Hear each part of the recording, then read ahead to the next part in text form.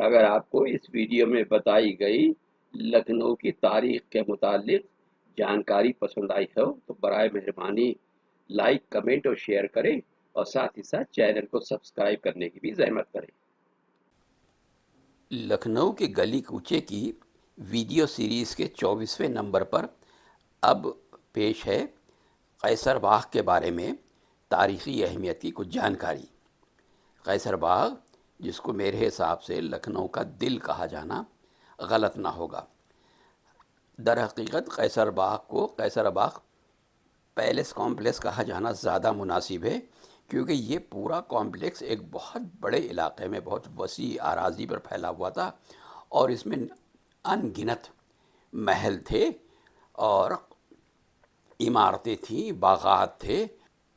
اور 1857 کی غدر کے بعد اور 1857 کی غدر کے دوران قیصر باغ کو بری طریقے سے برباد کیا گیا، لوٹا گیا، اور اس کے بعد جب 1857 کی غدر ٹھہر گئی، ختم ہو گئی، اس کے بعد انگریزوں نے یہاں کے زیادہ تر محلوں کو، عمارتوں کو، شاندار جگہوں کو مسمار کر دیا، گرا دیا، اور ان کے مقام پر دوسری عمارتیں اور سڑکیں نکال دیں۔ نتیجہ یہ ہوا کہ وہ چار دیواری جو قیصر باغ پیلس کمپلیکس کے چاروں طرف تھی، اس کا کوئی بھی نشان دکھائی نہیں دیتا ہے۔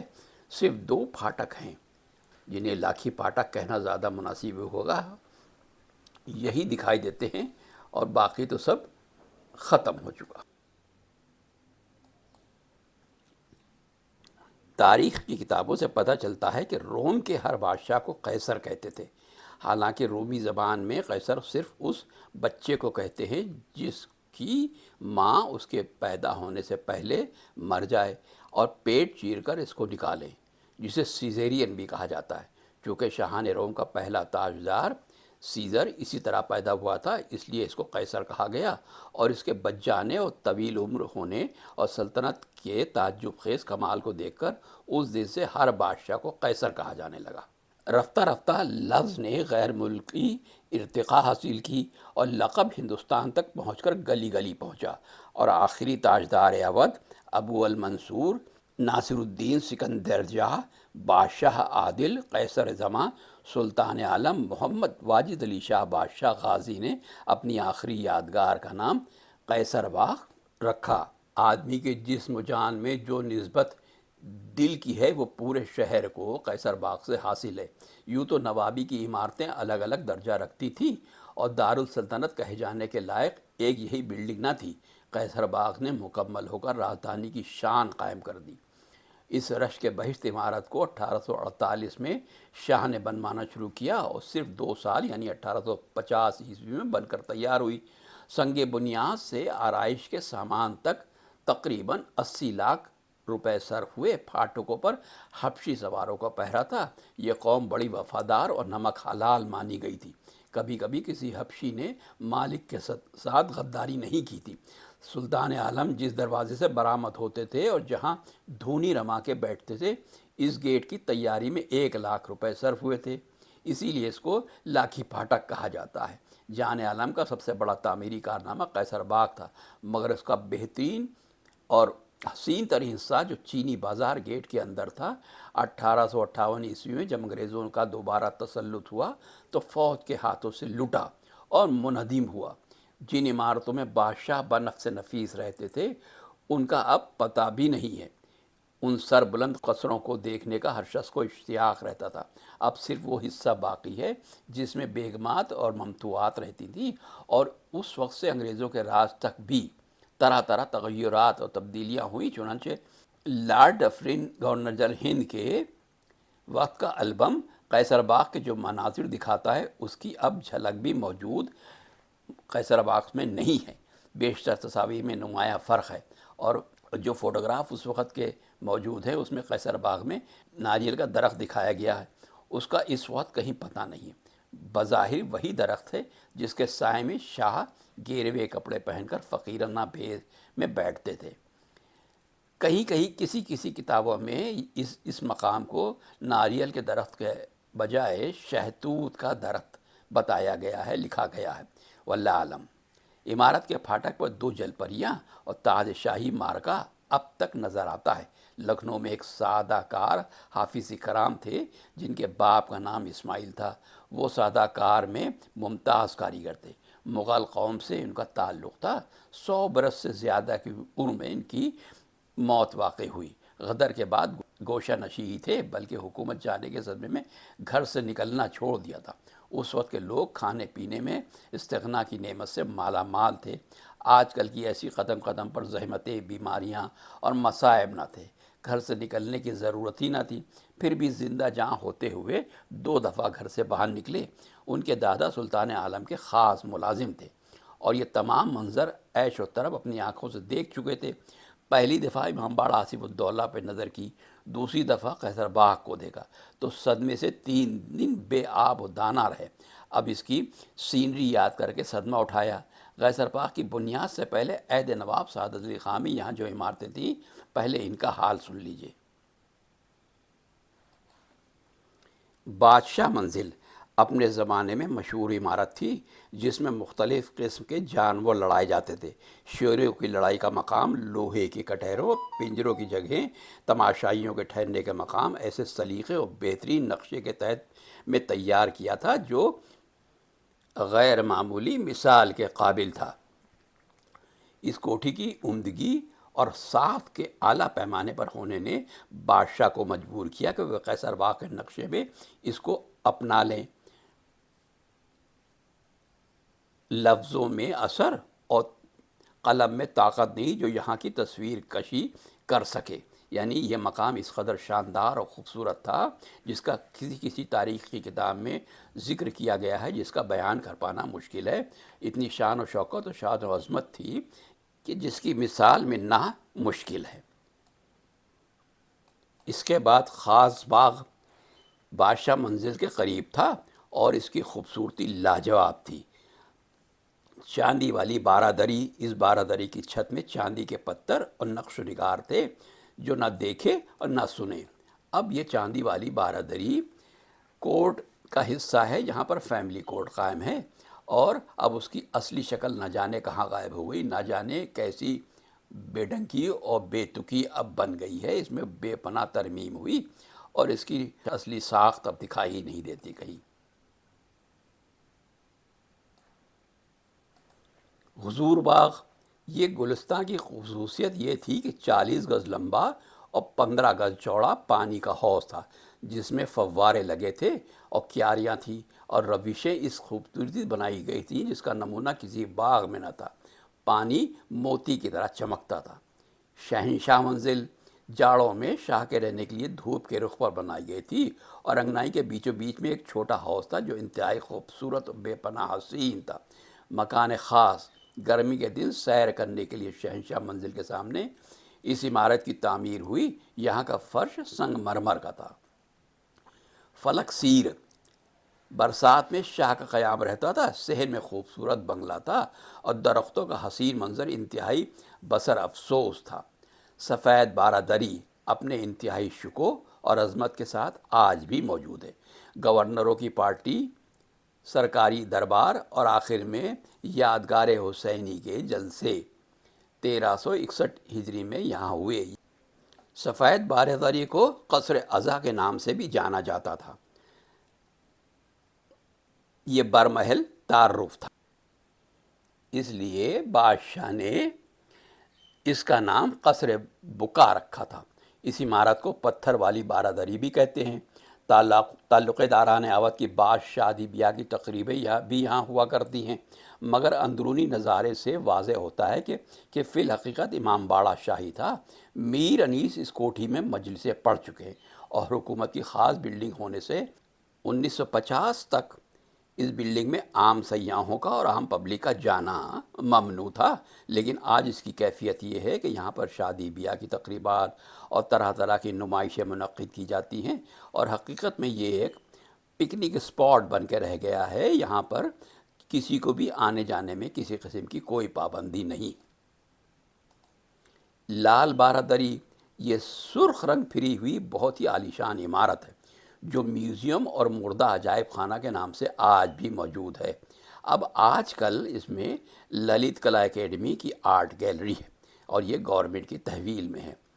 تہ خانے میں مگرمچھ، گھڑیال، بڑے جانوروں کے مجسمے اور اوپر جملہ عجائبات، عالم چرند و پرند اور مصنوعات، تصاویر اور آثار قدیمہ کے برتن، نقارے، چھریاں وغیرہ وغیرہ سب کچھ رکھی جاتی تھی۔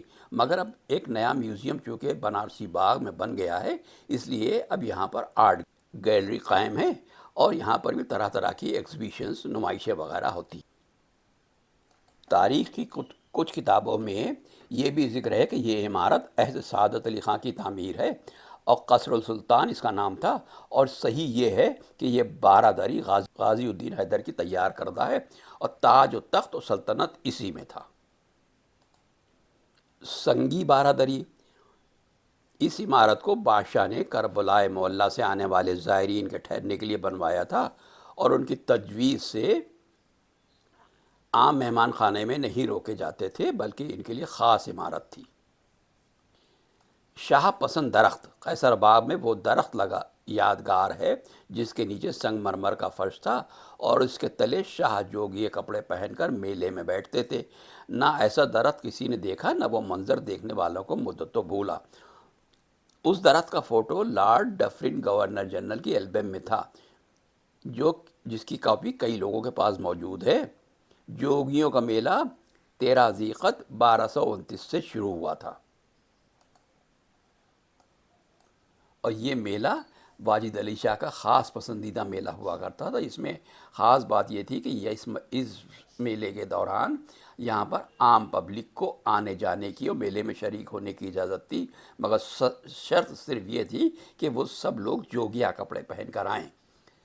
خزانہ اودھ کی تلاش کرنے والی جماعت نے قدیم کاغذات سے دریافت کیا ہے کہ اودھ کا دفینہ حرفہ ریوڑی کے درخت سے قریب ہے۔ مجھے نہیں معلوم کہ چانڈو خانے کی گپ ہے یا کچھ اصلیت ہے۔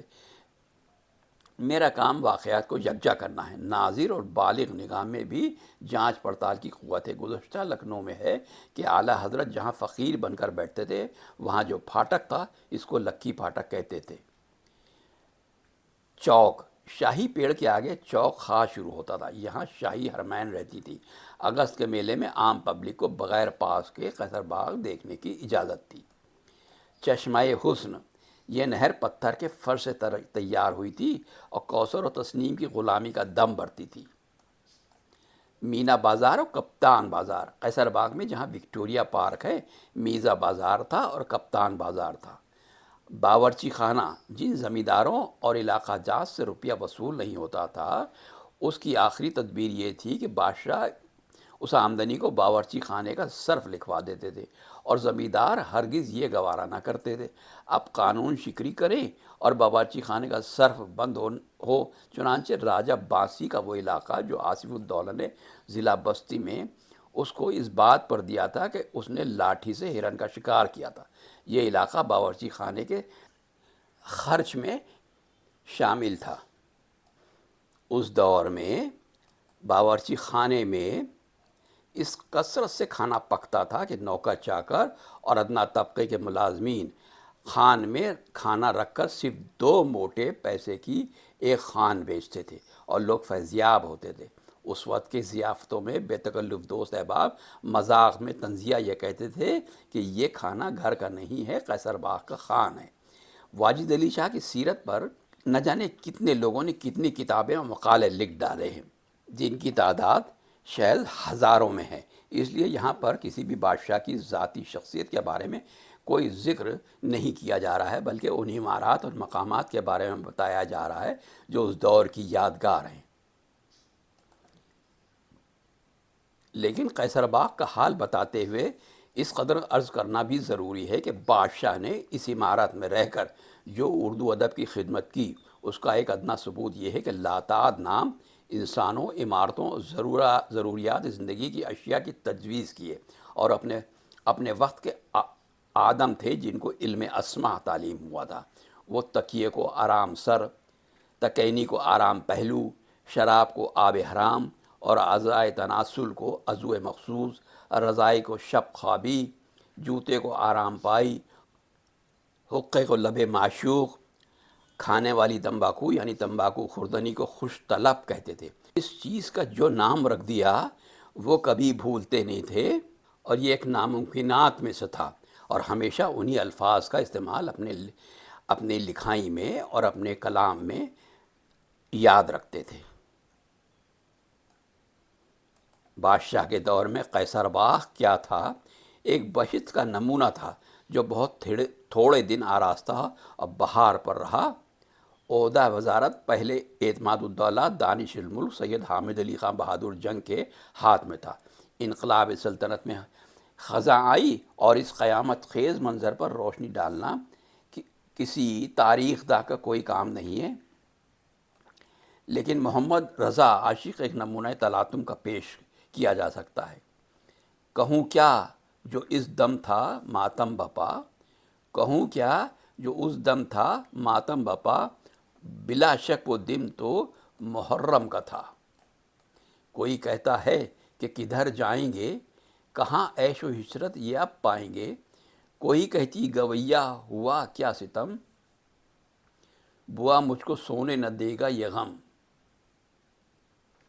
کوئی کہتی بہنا ادھر آؤ تو، کدھر ہے کندھیا خبر لاؤ تو، کوئی لے کے ہاتھوں میں سنبل سے بال، یہ کہتی تھی رو رو کے اے ذوالجلال، میرا شاہ ہووے جو غم سے رہا، میں چومک چڑھاؤں گی مسجد میں جا۔ کسی نے کہا میں کروں رت جگا، منہ اوٹرم کو ہووے برا، کوئی کہتی چھاتی کو یہ کوچ کر کہ جھاڑو پھرے اوٹرم کو کے بھی گھر، یہ کہتی تھی کوئی شاہ نجف، بچھے گھر میں اوٹرم کے ماتم کی صف، کوئی انگلی لب پہ دھرے تھی کھڑی، کوئی غش سے بستر کے اوپر پڑی۔ بادشاہ نظر بند ہو کر کلکتہ گئے، برجس قدر کی تاج پوشی ہوئی، غدر ہوا، یہ سب حالات جہاں تک آثار قدیمہ سے تعلق رکھتے تھے اپنی اپنی جگہ آ چکے ہیں، اور اس پہ نہ جانے کتنی کتابیں کتنے آرٹیکل لکھے جا سکتے ہیں۔ قیصر باغ سے نکلتے وقت بادشاہ کی زبان پر تھا، شہر پر کیا اداسی چھائی ہے، بخدا رنج میں خدائی ہے، یا حسین آئیے دہائی ہے۔ 11 مارچ 1858 کو انگریز نے محاصرہ قیصر باغ میں کامیابی حاصل کی اور لوہے کے پل سے باغیوں کو ہٹا کر شہر پر قبضہ کیا۔ 1864 میں انگریزوں کے وقت میں قیصر باغ میں ایک نمائش ہوئی جس کا فوٹوگرافک عکس بہت سی کتابوں میں البم میں موجود ہے۔ یہ تھا ایک مختصر سا بیان قیصر باغ پیلس کمپلیکس کے بارے میں۔ آج کے قیصر باغ کی ایک تصویر آپ کے لیے پیش ہے، دیکھ لیجئے اور اندازہ لگائیے، امیجن کرنے کی کوشش کیجئے کہ کیا کچھ رہا ہوگا۔